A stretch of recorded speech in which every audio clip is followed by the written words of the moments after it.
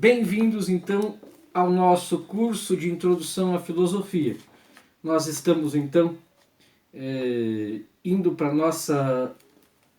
nesta aula, nós vamos ver então sobre Sócrates, iniciando o período clássico da história da filosofia antiga, vamos ver Sócrates e a fundação da filosofia moral ocidental.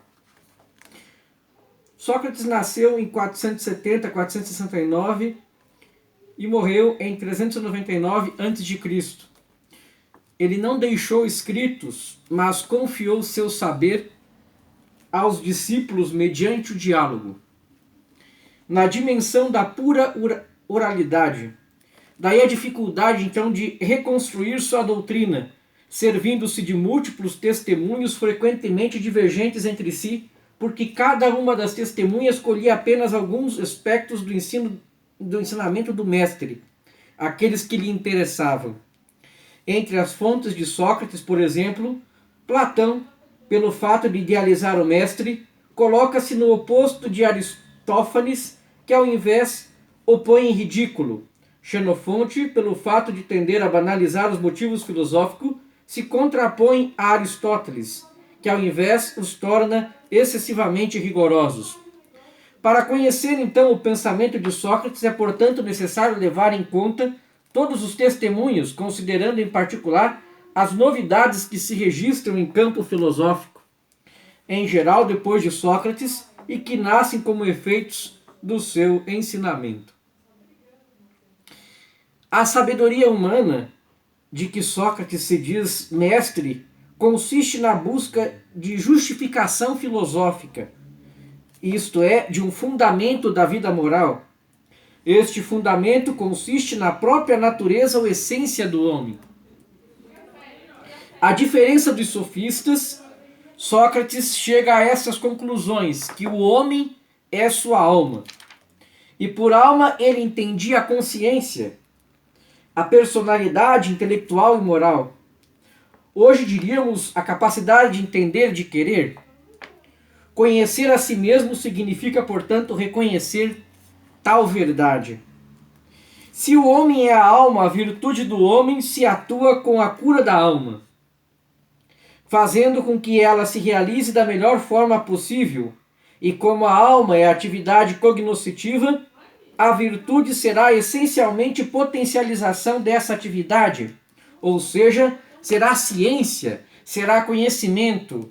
Dado que o corpo é instrumento da alma, também os valores ligados ao corpo serão instrumentais em relação aos da alma e, portanto, a eles subordinados. Se a virtude é ciência, temos duas consequências. Existe uma só virtude que é ao mesmo tempo o mínimo denominador comum e o fundamento de todas as múltiplas virtudes em que o grego acreditava. Segundo, ninguém pode pecar voluntariamente, porque quem peca se engana sobre o valor daquilo que a própria ação tende. Consideram bem aquilo que é mal. Aquilo que é bem apenas na aparência, bastaria mostrar a quem erra a verdade e este corrigiria o próprio erro. Ainda do conceito da psique, deriva a descoberta socrática da liberdade, entendida como liberdade interior e, em última análise, como um autodomínio. Uma vez que a alma é racional, ela alcança sua liberdade quando se livra de tudo o que é irracional, ou seja, das paixões e dos instintos.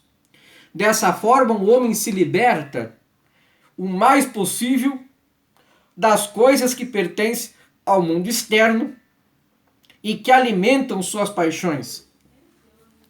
Também a felicidade assume valência espiritual e se realiza quando na alma prevalece a ordem.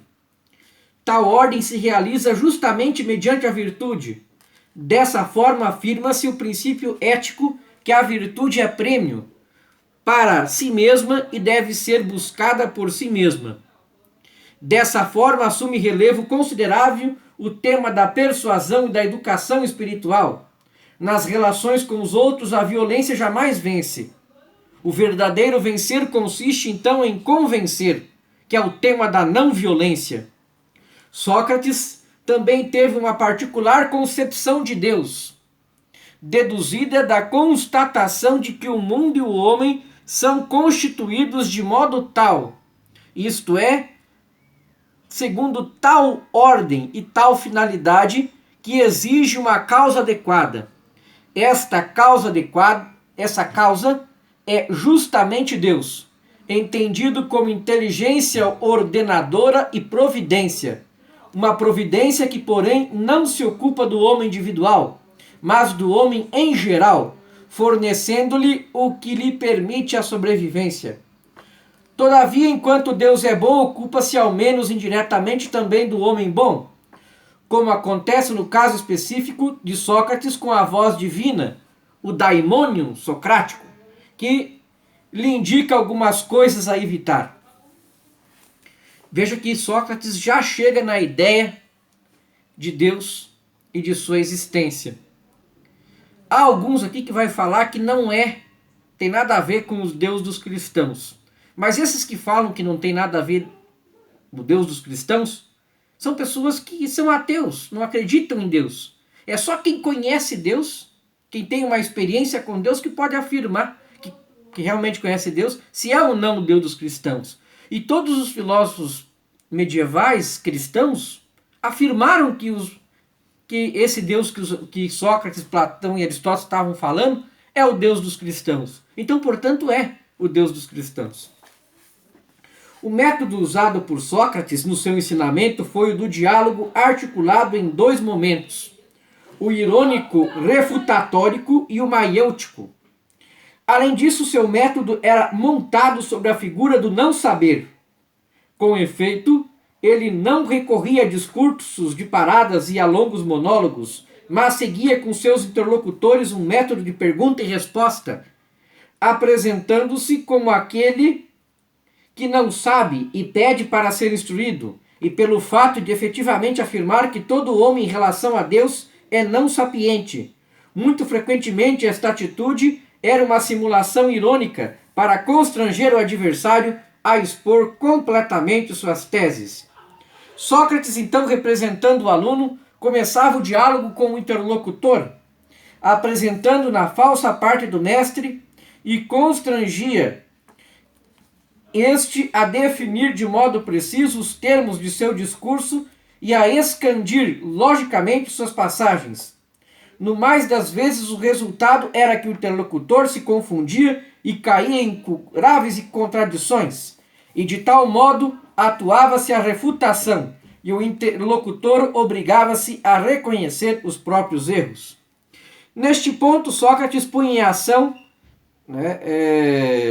a maiêutica do seu ensinamento e sempre mediante perguntas e respostas conseguia fazer nascer a verdade na alma do dialogante. Quando esta dela estava grávida, notemos a expressão fazer nascer, como que em grego a arte de fazer nascer própria da abstreta se diz maiêutica. Sócrates caracterizou justamente com tal nome este momento conclusivo de seu método. Nessas operações dialógicas, então, Sócrates punha em ato uma série de elementos lógicos de primeira ordem, alguns dos quais constituíam verdadeiras e próprias antecipações de figuras lógicas explicitadas e desenvolvidas em épocas sucessivas. Por exemplo, o conceito, a definição, o que é, procedimento indutivo. Trata-se de antecipações significativas, mas não de descobertas verdadeiras, pelo simples motivo que o interesse de Sócrates era de tipo ético e não lógico. E tais formas não eram o fim de sua especulação, mas o meio para obter determinado escopo, justamente moral ou educativo. Sócrates levou então o pensamento filosófico a um plano bastante mais elevado em relação ao dos sofistas, mas levantou uma série de questões que, por sua vez, punham ulteriores problemas que ele não resolveu.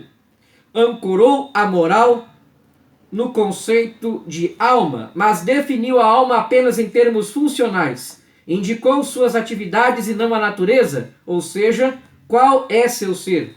O mesmo pode-se dizer de Deus. Disse como Deus age, mas não precisou sua natureza ontológica.